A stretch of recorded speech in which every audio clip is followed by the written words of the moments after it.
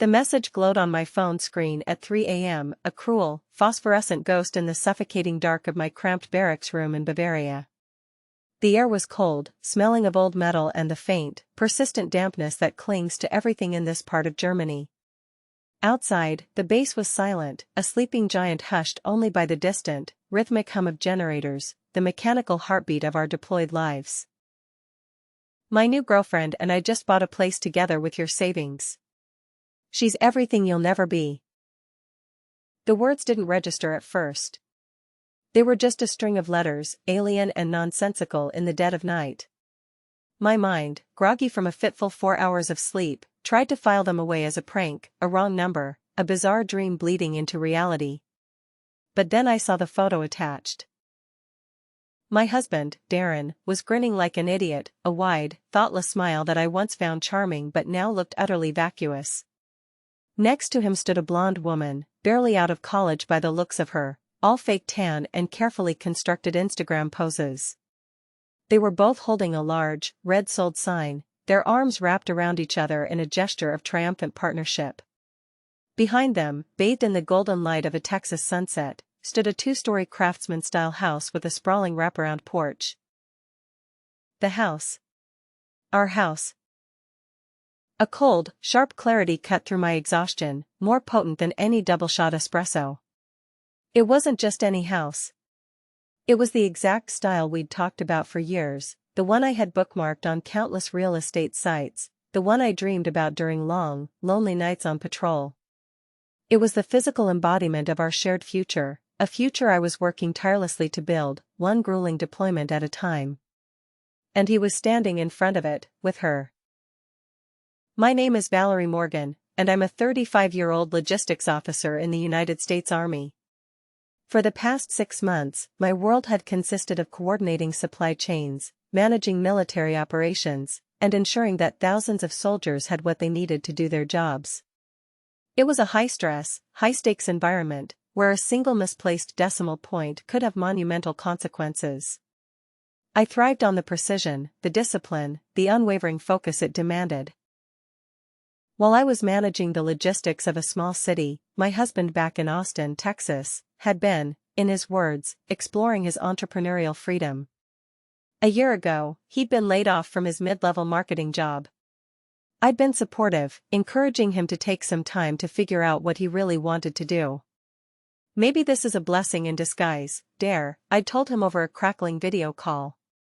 You can finally start that consulting business you've always talked about.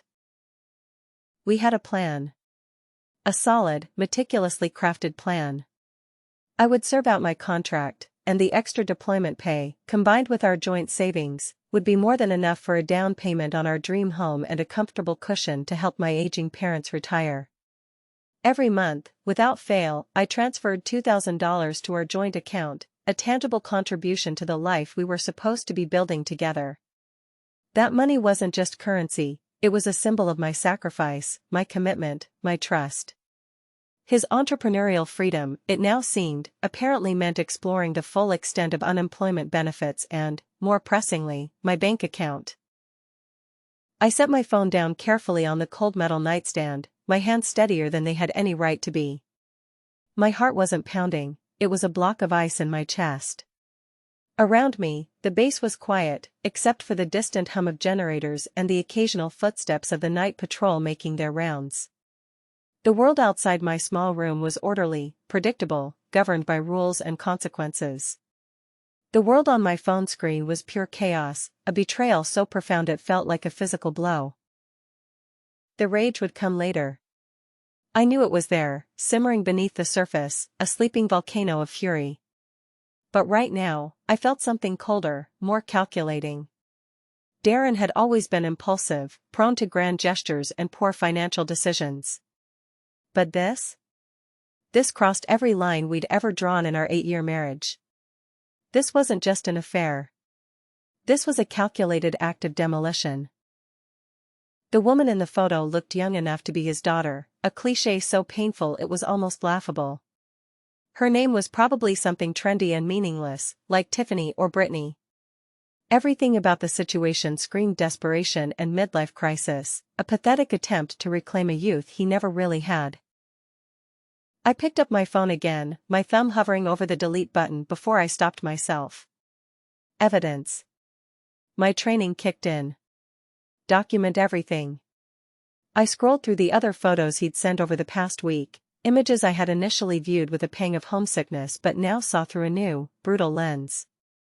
Darren at expensive restaurants I knew we couldn't afford, even on my officer's salary. Darren buying expensive wine. Darren and his girlfriend on shopping trips, her arms loaded with designer bags from boutiques I would never dream of entering. Each image now felt like a deliberate slap, a taunt designed to show me how much better his life had become without me, funded by me. Then, a memory surfaced, sharp and unwelcome. About a month ago, I'd received a fraud alert from our bank. Something about unauthorized access attempts and signature verification issues. At the time, I'd been in the middle of coordinating a major, time-sensitive supply shipment across 3 countries. I'd dismissed the alert as a system glitch, a minor annoyance to be dealt with later. I had a mission to focus on. I trusted my husband. I'd sent him a quick text, and he'd assured me he'd handle it, that it was probably just a computer error. But now, the pieces were falling into place with sickening precision. The unauthorized access, the verification issues, it wasn't a glitch. It was him. He'd been testing the waters, probing the defenses of our shared finances, preparing for his final, devastating assault. And the house. The house haunted me most.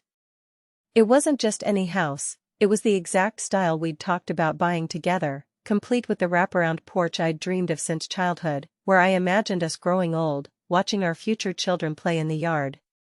He'd taken our shared vision, the most intimate blueprint of our future, and twisted it into the stage for his betrayal. I reached for my secure phone, the one reserved for official military communication. It was time to make some calls. The quiet discipline of my profession was a lifeline now, a steel framework holding me together as my personal world imploded. He had forgotten who he was married to. He thought I was just a naive, distant wife, a walking ATM funding his new life. He was about to get a very stark reminder that I was a logistics officer in the United States Army. And I was about to coordinate the most important operation of my life. The next morning, I sat across from Captain Patricia Weber in the JAG legal office.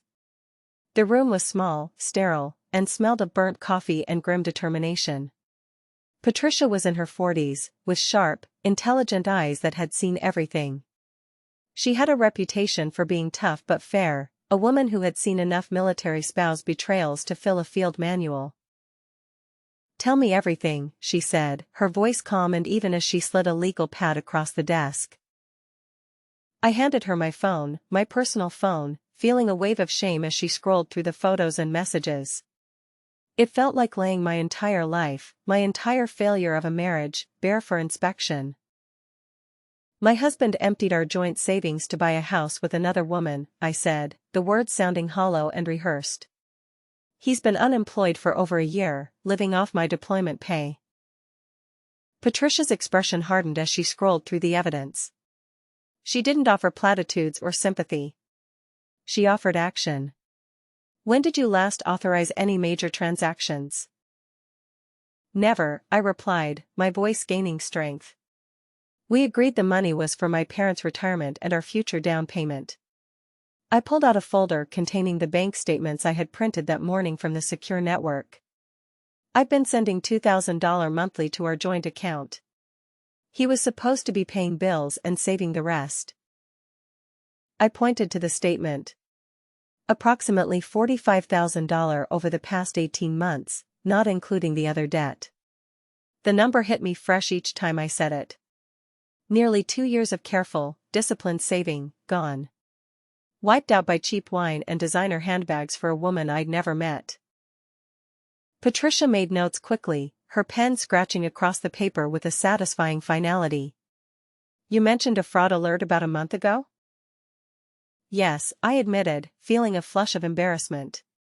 "Something about signature verification and unauthorized access attempts." I was coordinating a major supply operation and didn't have time to investigate. I trusted him. I felt stupid admitting it, but deployment schedules were brutal. You operate in a bubble of intense focus, and you have to trust that the life you left behind is being managed. That's the deal. That's actually good news, Patricia said, looking up from my phone. It means the bank flagged suspicious activity. It establishes a timeline. She picked up her own phone.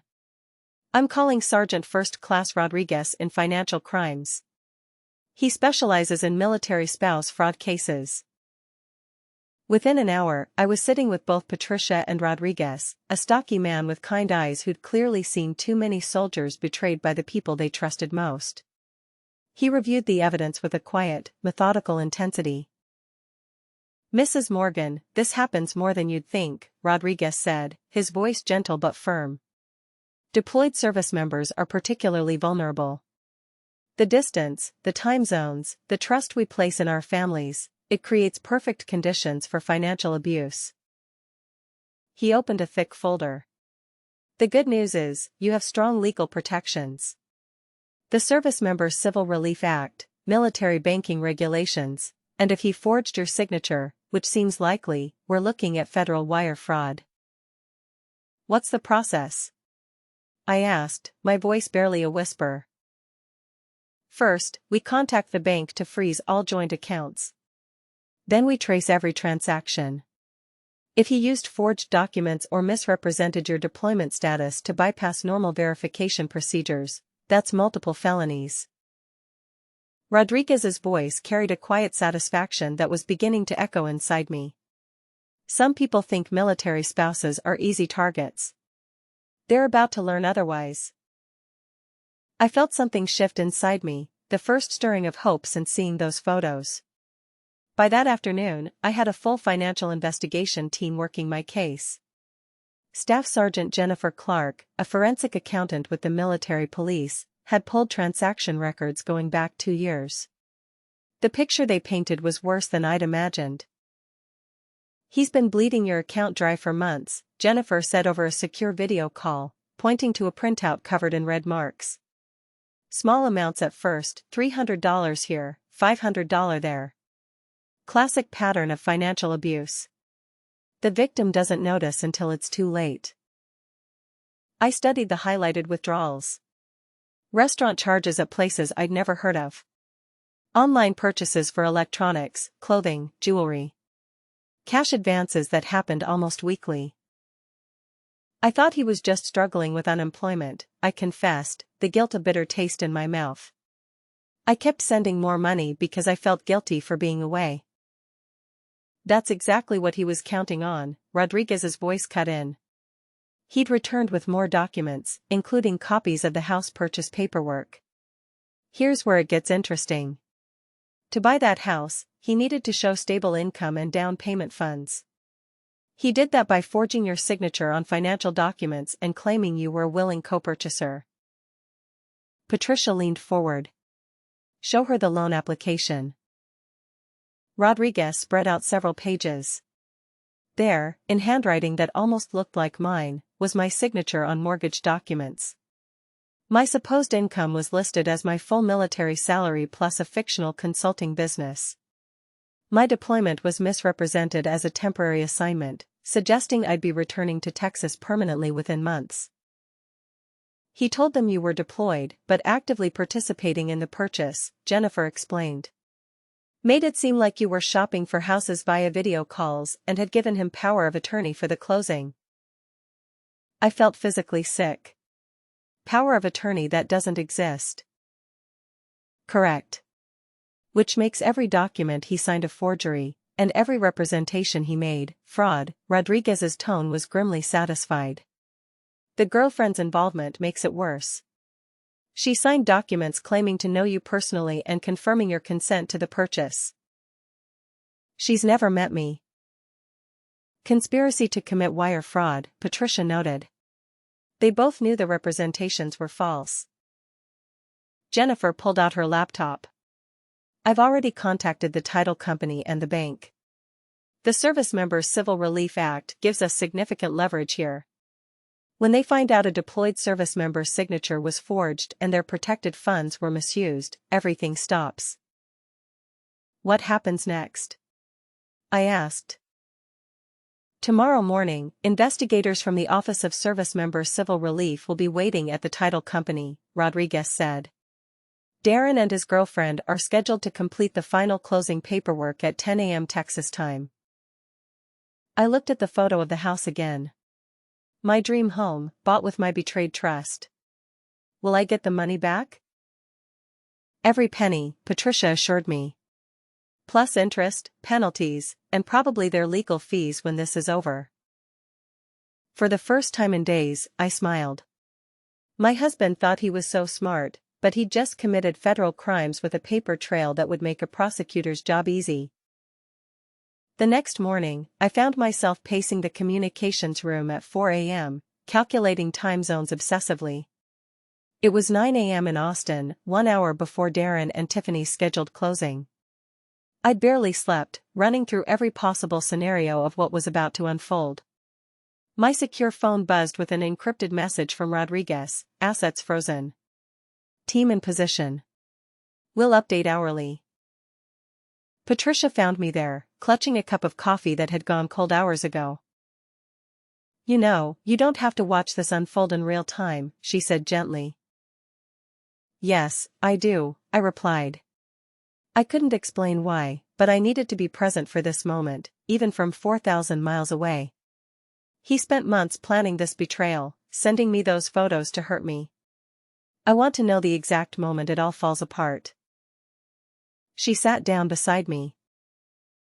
A lifetime later, at exactly 10:15 a.m. Texas time, my phone rang. It was Rodriguez, calling from Austin. Valerie, we got them. I put the call on speaker so Patricia could hear. What happened? They walked into the title company like they owned the world, Rodriguez began, his voice laced with satisfaction. Darren was actually bragging to the girlfriend about how easy it had been to access your money. Said military wives were too trusting and stupid to notice anything. My hands clenched into fists. He said that? In front of two investigators who recorded every word, Rodriguez sounded pleased. When the title company representative told them there was a problem with the signatures, Darren got belligerent. Started yelling about how his wife was deployed and couldn't be expected to come in person for every little detail. Then what? That's when Officer Janet Martinez from Service Members Civil Relief introduced herself. She explained that forging a deployed service member's signature on financial documents was a federal crime, and that all assets related to the transaction were being frozen pending investigation. I could picture Darren's face, the arrogance melting into panic. How did he react? Denied everything at first. Claimed you'd given him permission for all of it.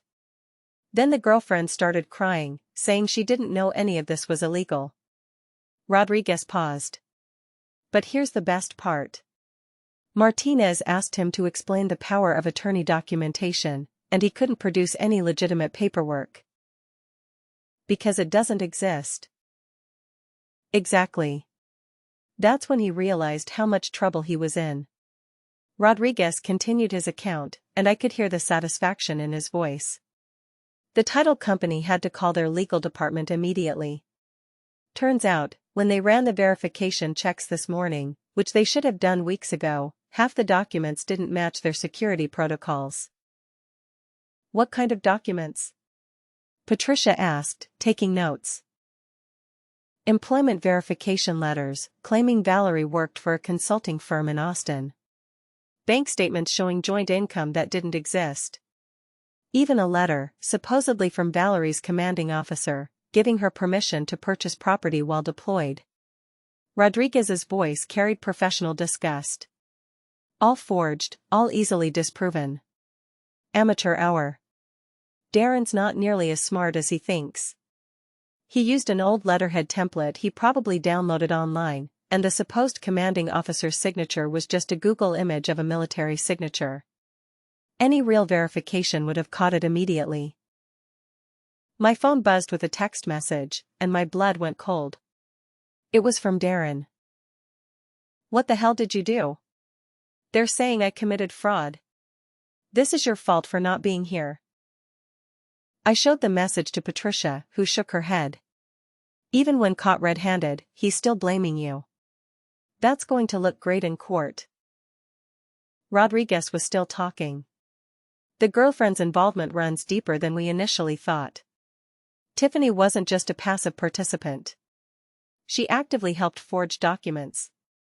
We found text messages between them, planning how to make the fake paperwork look legitimate. She was in on it from the beginning. According to the message thread we recovered, she's the one who suggested using your deployment status to their advantage, said military wives were easy targets because they couldn't monitor things closely." His voice hardened. "She also bragged to friends about spending your money, posting social media photos with captions like, 'When your man knows how to provide.'" I remembered those photos. Tiffany in expensive restaurants, wearing jewelry I couldn't afford, living the life I should have been building for my future. Social media evidence? Screenshots of everything. She documented their entire fraud scheme, thinking it made her look successful. Every expensive dinner, every shopping trip, every luxury purchase, all timestamped and geotagged. Rodriguez sounded almost amused. "Criminals who post their crimes online make our jobs much easier." Patricia was making rapid notes. "What's the immediate fallout?" "All joint accounts frozen. The house sale is voided. The title company is facing their own legal issues for not properly verifying the documents, and both Darren and Tiffany are looking at federal charges." My phone buzzed again with another text from Darren. "You ruined everything.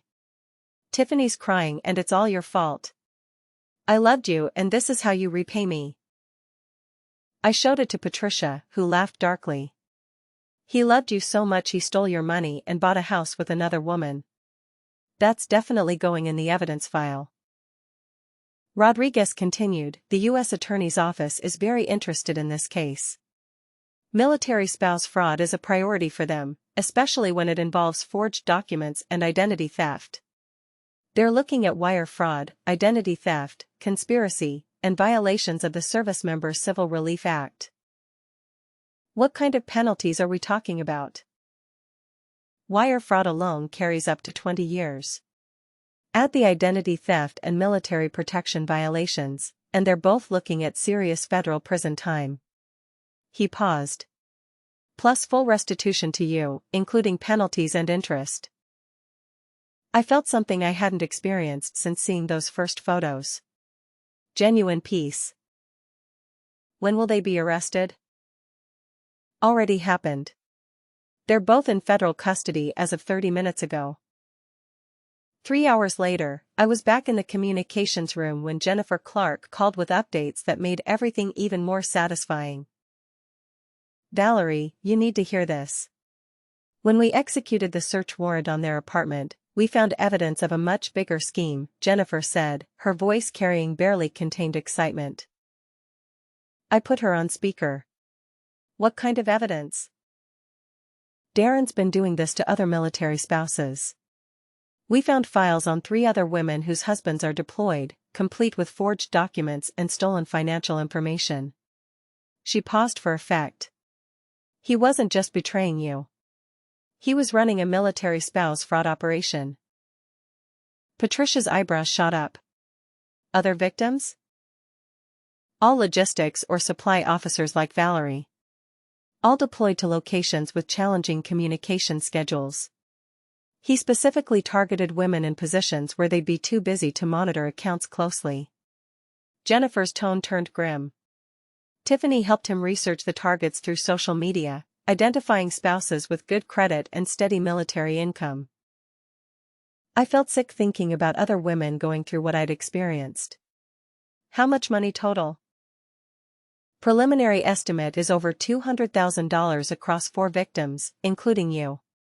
But here's where it gets interesting. The girlfriend wasn't just his accomplice. She was the mastermind." That revelation hit me like a slap. Tiffany planned this? According to seized communications, she approached Darren after meeting him at a bar 6 months ago. She'd researched military spouse fraud techniques online and was looking for someone with access to deployed partners. Jennifer's voice carried professional disgust. She specifically targeted older, unemployed men married to successful military women. Patricia was furiously taking notes. So this was a premeditated identity theft operation. Gets better. Tiffany's real name is Tiffany Rodriguez. She's been using multiple identities to run romance scams for years.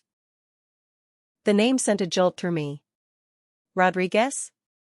I glanced at the sergeant, who was now listening intently. No relation, he grunted, a muscle ticking in his jaw.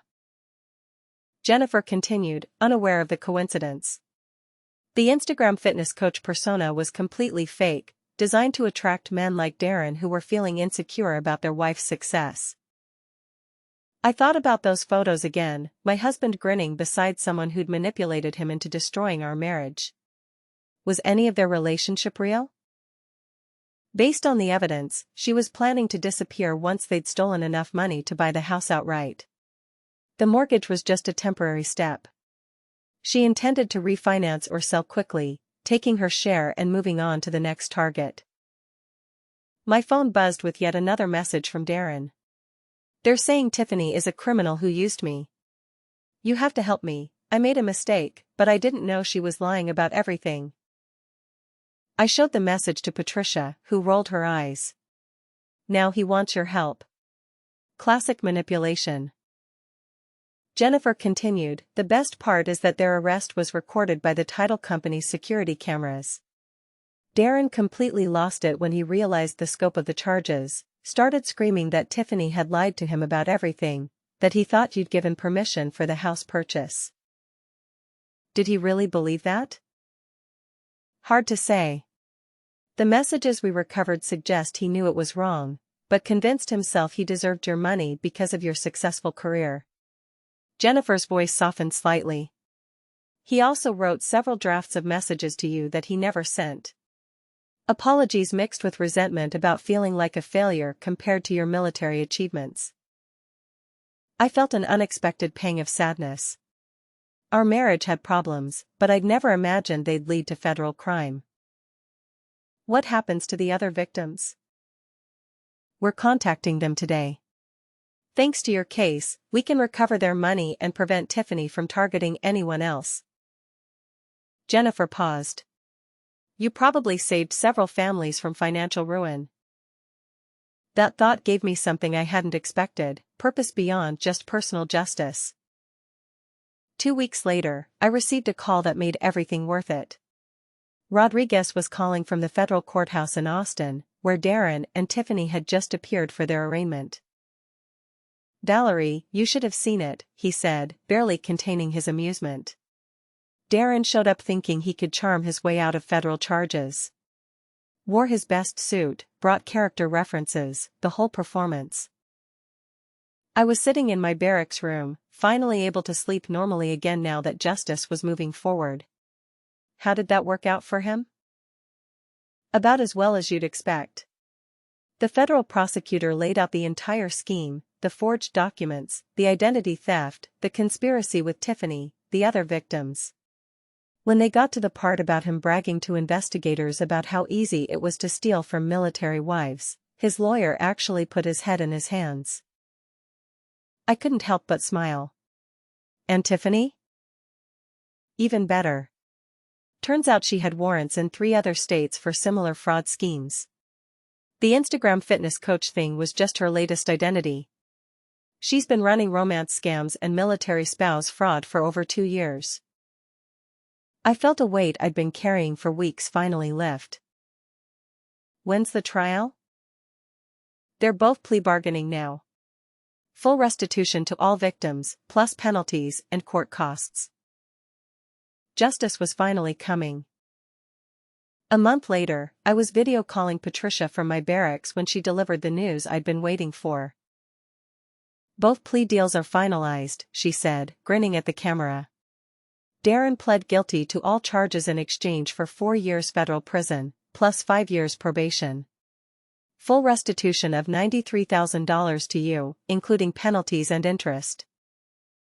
I sat back in my desk chair, finally able to process that it was really over. And Tiffany? 7 years federal prison. No early release eligibility. She has to pay restitution to all victims across multiple states. Total amount is over $300,000. Patricia's expression grew serious. The judge specifically mentioned that military spouse fraud undermines national security by targeting service members' families. That evening, a letter arrived through the military mail system, forwarded from the JAG office. It was from Darren, sent through his lawyer. Patricia called me. Darren sent a letter through his lawyer, she said carefully. He wants to apologize and ask for your forgiveness when he gets out of prison. I laughed, surprising myself. He still thinks this is about him. He destroyed our marriage, stole my money, committed federal crimes, and hurt other military families. But he wants my forgiveness, I said to Patricia, the ice in my chest finally melting into a hot, cleansing fire. What should I tell his lawyer? She asked. I took a deep breath, the air in my small room suddenly feeling clean and new. Tell him I'm too busy building my real future to waste time on his fantasy of redemption. I looked at my deployment countdown calendar on the wall. I have 3 months left here. Then I'm starting fresh. The revenge was complete, but my life was just beginning. As I closed the laptop and prepared for my evening patrol, I realized that the betrayal that had shattered my trust had also revealed my own strength. Sometimes the worst thing that happens to you becomes the catalyst for the best thing you'll ever do.